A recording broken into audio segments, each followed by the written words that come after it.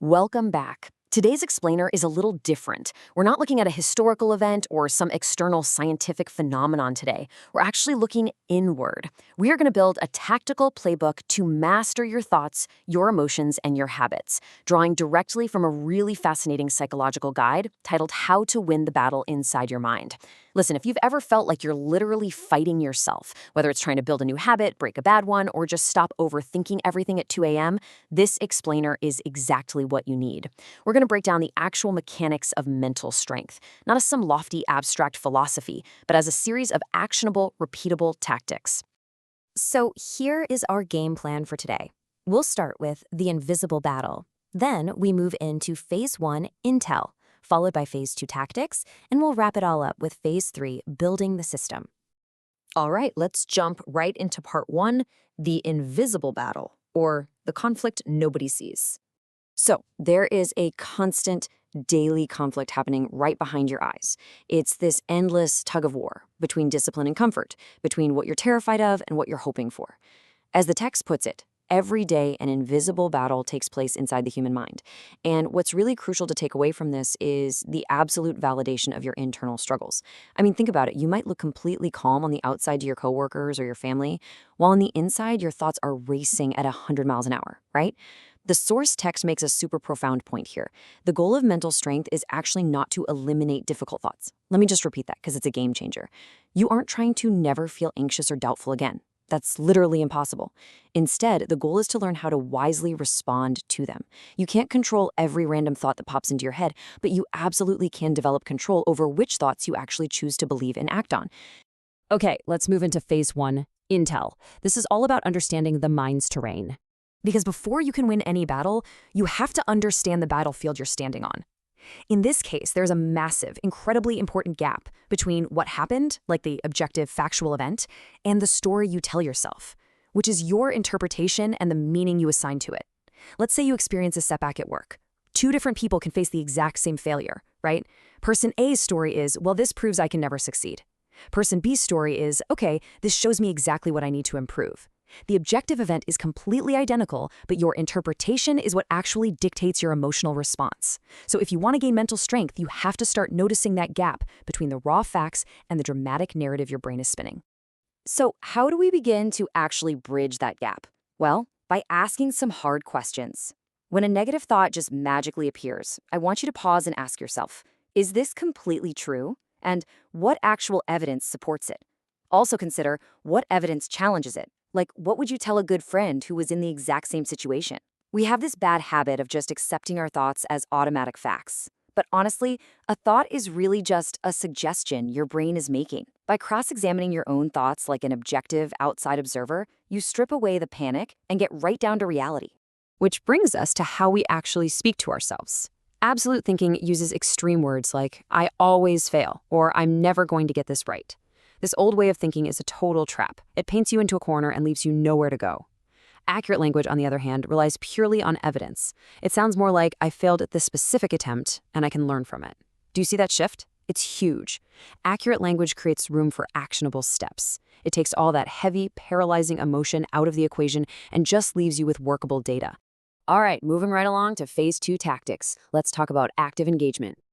Now that we have our intel and we understand how our minds kind of distort reality, we need active, on-the-ground strategies to defeat overthinking and emotional overwhelm. Here's the thing. Emotions are just information. Fear might signal uncertainty. Anger might signal that something really matters to you. But emotions don't automatically provide instructions. So instead of blindly obeying an emotion, you can use this incredibly concrete 5-step procedure. Pause, name the emotion, breathe, evaluate the situation, then act. This simple, ordered checklist creates a vital little buffer space between your initial emotional impulse and your deliberate decision. It essentially puts you back in the driver's seat. But you know what happens when our brains just won't stop spinning? Overthinking is tricky because it often feels productive. Your brain is busy analyzing, but really it's just a hamster wheel keeping you stuck. To defeat that overthinking loop, you have to logically categorize your problems into 2 buckets. First, is it an actionable problem? If yes, your solution is to choose the absolute smallest useful next step and just do it. Second, is it an uncontrollable problem? If yes, no amount of obsessing will fix it. Your solution there is to aggressively redirect your attention toward what you actually can influence today. So, logically categorize it, then apply the targeted solution. Now, executing those solutions requires discipline, which honestly is simply defined as the ability to keep a useful commitment even when your enthusiasm is incredibly low. And that is a total game changer. We so often think we need motivation to act, right? But motivation is just a feeling, and feelings will inevitably vanish, usually right when your alarm goes off at 5 a.m. Discipline means you stop relying on how you feel before beginning an action. The source text suggests starting much smaller than your ego wants you to. A 10-minute daily practice that you actually complete is infinitely more powerful than some ambitious 3-hour plan that you completely abandon after 3 days. Create cues, reduce the friction, and just start, regardless of your enthusiasm level. And look, let's be totally honest with ourselves. Even with top-tier discipline, you are gonna face setbacks. To turn failure into feedback, you absolutely have to untangle your identity from the event. Failure only becomes truly destructive when it becomes your identity. When you start telling yourself, I failed, therefore I am a failure. So ask yourself 3 incredibly objective questions. What happened? What was under my control? What will I change next time? By answering these, you extract the useful information from the failure and immediately return to action. Reflection has to eventually produce a decision, not just a pity party. And that brings us to phase 3, building the system, defense and sustenance. We've got our intel, we've got our tactics, now we must secure our gains. We have to protect our mental environment and turn these individual one-off tactics into a repeatable daily system. And it all starts with this: audit your inputs. Your attention is constantly being shaped by what you repeatedly consume. Think about it. If you are constantly consuming outrage, fear, comparison, and distraction on social media or the news, your emotional baseline is going to be incredibly volatile. The text urges us to protect our attention by actively choosing the media, the routines, and the people that actually support the person we are trying to become. I really want you to reframe how you think about this. Blocking distracting websites or stepping away from toxic environments isn't a sign of weakness. It is vital, elite resource management. Your attention is literally your most valuable asset. To put all of this into practice, the guide offers a really brilliant 30-day mental strength challenge. Let's break down this gradual exposure training. Days 1 through 7, you just observe and challenge your unhelpful thoughts. Just watch them. Days 8 through 14, you implement that 10-minute discipline habit without negotiating with yourself. Days 15 through 21, you actively reduce one major source of distraction. And days 22 through 30, you take measurable action toward a meaningful goal every single day. The secret sauce here is that the purpose isn't perfection, it's training. It's about keeping small promises to yourself so that over 30 days, you build a highly credible internal message that says, hey, I can actually trust myself to act. Now, to maintain that trust long-term, you need a daily maintenance routine. I highly recommend screenshotting this daily mental reset checklist right here to implement every single night. Number 1, what am I feeling right now? 2, what thought is driving that feeling? 3, is that thought a fact or an interpretation? 4, what is within my control today? 5, what is the smallest useful action I can take?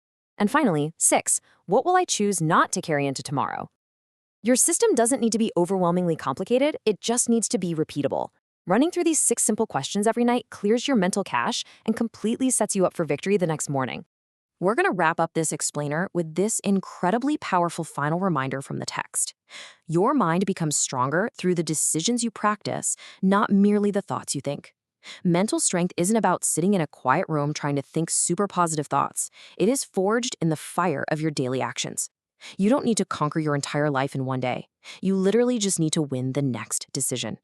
You may not be able to control every single battle that pops up inside your mind, but you alone have the power to choose which battles deserve your energy and which ones you should simply let pass by. So I'll leave you with this question to chew on. When that inevitable internal friction hits you later today, which invisible battle will you choose to fight, and which one will you finally let go of? Thanks for focusing in with us today, and I'll catch you in the next explainer.